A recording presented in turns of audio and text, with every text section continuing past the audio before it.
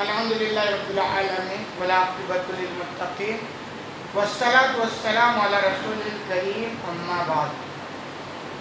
باتیں اس سے پہلے والے درس میں حدیث نمبر 26 تو 61 کے تعلق سے چل رہی تھی، جس میں واقعی عفق کا تذکرہ ہے، یعنی عائشہ رضی اللہ عنہا پر جو تہمت لگایا گیا اس کو بیان کیا گیا ہے۔ بات یہاں تک ہوئی تھی کہ عائشہ رضی اللہ عنہا جب اپنا ہار ڈھونڈ کر واپس لوٹ کے آئیں تو قافلہ روانہ ہو چکا تھا۔ بہرحال وہ اسی جگہ پر اس امید پر بیٹھ گئی کہ شاید جب لوگ مجھے نہیں پائیں گے تو تلاشتے بھی آئیں گے۔ پھر صحابی صفوان بن معطل، جن کی ذمہ داری تھی سب کے آنکھیں پہ رہتے تھے، یہ آئے، چونکہ یہ پردے کا حکم نازل ہونے سے پہلے مجھے دیکھ چکے تھے۔ جب انہوں نے مجھے دیکھا تو انہوں نے پڑھا انا للہ و انا الیہ راجعون۔ جب انہوں نے یہ کلمے پڑھے تو ان کی آواز سے میں بیدار ہو گئی۔ کہہ رہے پھر کیا ہوا؟ حتی اناخا راحلتہ، چنانچہ وہ صحابی صفوان بن معطل اپنی اونٹ کو لا کر کے میرے پاس بیٹھا تھا۔ فوتیہ یدہا فرکبتھا، اور اس اونٹ کے آگے والے قدم کو انہوں نے موڑ دیا تاکہ میں اس پر سوار ہو جاؤں۔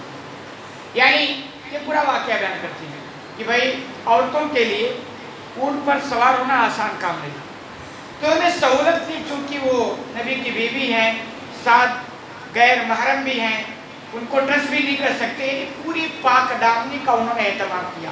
تو کہا اس کے پیر کو موڑ دیں تاکہ عائشہ رضی اللہ تعالیٰ عنہ آسانی سے خود بخود اونٹ پر سوار ہو جائے۔ یہ پورا انہوں نے اہتمام کیا، اس کے باوجود لوگوں نے نہیں چھوڑا اور تہمت لگا دی۔ افسوس ہے کہ ایسے صحابہ کرام جن کی پاک دامنی اور ان کی عفت و عزت کا مطلب ان پر انگلی نہیں اٹھایا جا سکتا ہے، لیکن لوگوں نے ان کو بھی نہیں چھوڑا۔ تو ایسا بھی ہوتا دنیا کے اندر کہ آپ کتنے بھی اچھے رہیں تو ایسا نہ سمجھے کہ مجھ پر کوئی انگلی نہیں اٹھا سکتا ہے۔ انگلی اٹھانے والے اٹھا ہی دیتے ہیں، یہ الگ بات ہے، اس انگلی اٹھانے میں بھی کوئی حکمت ہوتی ہے اور کوئی مصلحت ہوتی ہے۔ تو کہہ رہے ہیں بہرحال وہ بیٹھا دیے اور میں اس پر سوار ہو گئی۔ فَانْطَلَقَ يَقُودُ بِي رَاحِلَتَهُ حَتَّىٰ أَتَيْنَا الْجَيْشَ بَعْدَمَا نَزَلُوا مُعَرِّسِينَ فِي نَهْرِ الزَّيْرَةِ۔ اس کے بعد وہ اونٹ کو لے کر کے آگے آگے چلنے لگے، یعنی میں اونٹ پر سوار ہوں اور وہ آگے آگے چلنے لگے، یہاں تک کہ لشکر کے پاس اس وقت پہنچے جب لشکر میں یعنی دوپہر میں ایک دم کڑی دوپہر کے وقت آرام فرمانے کے لیے پڑاؤ میں پڑاؤ ڈال دیے تھے۔ یعنی طریقہ ہے کہ چلتے رہتے، دھوپ کافی ہوتی تو پھر کہیں ڈیرا ڈال کر پڑاؤ کرتے ڈال دیتے اور آرام کرتے۔ تو کہہ رہے لشکر کے پاس اس وقت پہنچے جب کہ لشکر پڑاؤ ڈال دیا تھا آرام کرنے کے لیے، اور بالکل کڑی دھوپ دوپہر کے وقت تھی۔ کہہ رہے فارقہ من ہلک، بس یہی بات تھی اور اس پر جس کو ہلاک ہونا تھا وہ ہلاک ہو گیا۔ کہہ رہے میرے درمیان اور صفوان بن معطل پر جو تہمت لگا اس کی کچھ بھی حقیقت نہیں، بس اتنی سی بات تھی، انہوں نے اونٹ لا کر بیٹھایا اور میں بیٹھ گئی، آگے آگے وہ چلتے رہے اور لشکر میں لا کر کے انہوں نے مجھے چھوڑ دیا، اور اس کے آگے پیچھے کچھ بھی میرے درمیان اور ان کے درمیان نہیں ہوا۔ اس کے باوجود لوگوں نے تہمت لگائی اور جنہوں کو برباد ہونا تھا وہ ہو گئے۔ وَكَانَ الَّذِي تَوَلَّى الْإِفْكَ عَبْدُ اللَّهِ بْنِ أُبَيِّ بْنِ سُلُولٍ، کہہ رہے ہیں اس تہمت لگانے میں سب سے پیش جو تھا وہ عبداللہ ابن ابی ابن سلول تھا۔ آپ نے سنا ہوگا یہ رئیس المنافقین تھا، مدینہ کے طبقہ پیدا ہو گیا تھا منافقوں کا، جو اندر اندر کافر ہوتے اور باہر باہر منہ سے بولتے کہ ہم ایمان والے ہیں، کیونکہ ان کو پتہ چل گیا مسلمانوں کا اسلام کا بگاڑ نہیں سکتے کھلم کھلا۔ تو انہیں گیم کھیلا کہ ایسا کرو ہم چھپ چھپ کے رہیں گے اور اس کے بعد گیم کھیلیں گے اور مسلمانوں کو نقصان پہنچائیں گے۔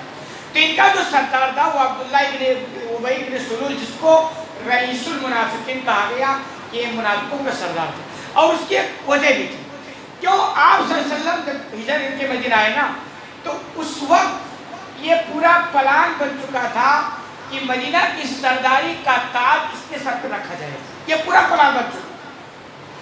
آئین اسی وقت آپ ہجرت کر کے مدینہ چلے آئے اور ان کا سارا خواب دھرا کا دھرا رہ گیا۔ تو دیکھو جس کو کرسی سے اندھی محبت ہو جائے نا، اور اگر اس کی کرسی چھنے گی اور جس کی وجہ سے چھنے گی اور دل گندا ہے نا تو اس کو چھوڑے گا نہیں۔ یہی وجہ ہے کہ زندگی بھر یہ مسلمانوں کے خلاف گیم کھیلتا رہا اور مسلمانوں کو تکلیف پہنچاتا رہا، رسول کے خلاف پلانی بناتا رہا۔ تو کہہ رہے اس واقعے میں سب سے پیش یہی تھا، یہی ہوا بنایا، ماحول بنایا، اور بہت سارے اچھے لوگ بھی اس میں گرفتار ہوئے۔ کہہ رہے قدمنا المدینہ تھا، بہرحال ہم مدینہ پہنچ گئے۔ فاستقیت بیا اشارہ، عائشہ بیان فرماتی ہیں اور میں 1 مہینے کے لیے بیمار ہوں۔ میں مدینہ پہنچی، بھائی وجہ کوئی بھی رہی ہو، اور میں اتفاق سے بیمار ہوں۔ وَالنَّاسُ يَقُولُونَ مِنْ قَوْلِ أَصْحَابِ الْإِثْمِ، اور لوگ اس گرنے والے واقعے کا خوب چرچا کر رہے تھے، یعنی مدینہ کے اندر خوب چرچا ہو رہا تھا کہ عائشہ اور صفوان معطل کے تعلق سے جو بھی باتیں چل رہی تھی، لوگ اسی کا چرچا خوب کر رہے تھے۔ وَيُرِبْنِي فِي وَجْهِي، اور مجھے تو اس سے بڑھ کر زیادہ ڈاؤٹ ہو گیا، کیوں؟ انی لا ارى من النبی صلی اللہ علیہ وسلم اللطف الذی كنت ارى منه حين امرض، کہ نبی کریم صلی اللہ علیہ وسلم کی جانب سے بیماری کے دنوں میں مجھے جو محبت ملتی، جو لطف ملتی تھی نا، وہ ان بیماری میں نہیں مل رہی تھی۔ کہ بھئی عام دنوں میں جب بیمار ہوتی تو آپ کی بہت ہی محبت، بہت پیار، بہت لطف، الفت ملتی تھی، لیکن اس بار کیا ہو گیا، میرے ساتھ وہ برتاؤ نہیں تھا۔ لیکن پھر بھی ان کو شبہ ابھی تک نہیں ہوا کہ میرے خلاف، کیوں؟ دیکھو ایک آدمی چور ہوتا ہے نا، تو اس کو ہمیشہ ڈر لگا رہتا ہے کہ کہیں ایسا نہ ہو میری چوری کا پردہ فاش ہو جائے، اور ایک آدمی چور نہیں نا تو اس کے دل میں خیال بھی نہیں آتا ہے جب تک کہ اس کو بتایا نہ جائے کہ صاحب آپ کے خلاف ایسا ایسا چل رہا۔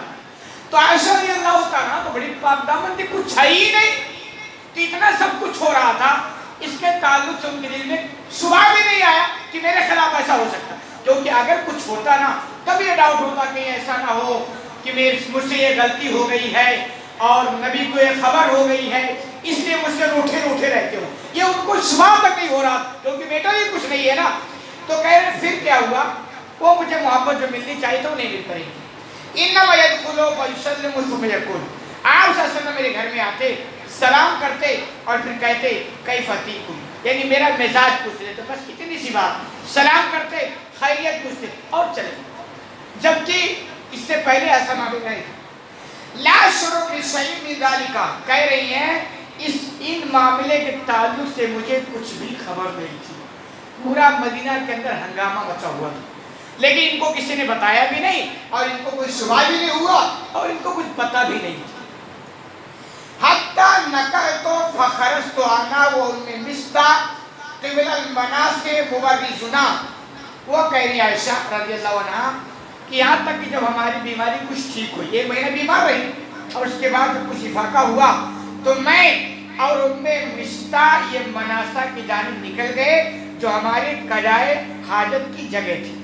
کہہ رہی ہے جب 1 مہینے مطلب میں کچھ اچھی ہوئی تو مجھے قضائے حاجت کی ضرورت پڑی تو میں اور ام مصطح یہ دونوں نکل گئے، لا نخرج الا لیلا، اور قضائے حاجت کے لیے ہم وہاں صرف رات ہی کو جاتے تھے، یعنی رات کو اپنی ضرورت کے لیے وہاں جایا کرتے تھے۔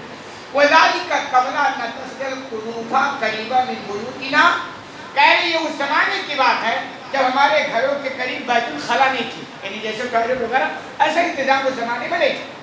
وَأَمْرُنَا عَمْرُ الْعَرْبِ الْأَوَّلِ فِي الْبَرِّيَّةِ وَفِي التَّنَزُّلِ، کہہ رہے اس میٹر میں ہمارا معاملہ قدیم عربوں کی طرح تھا، یعنی قدیم عربوں کے لوگ اپنی ضرورت کے لیے سے میدان وغیرہ میں جایا کرتے تھے، تو ایسے ہمارا بھی معاملہ تھا، رات کو عورتیں میدان میں اپنی قضائے حاجت کے لیے جایا کرتے تھے۔ کہ ہم وہاں گئے، یعنی اس واقعے کے بعد، اور یہ سب کچھ چل رہا تھا۔ حدیث لمبی ہے، باقی بات انشاءاللہ اگلے درس میں۔ اللہ رب العالمین سے دعا ہے الہی العالمین تمہیں کہنے سے زیادہ برکتی کی توفیق عطا فرما۔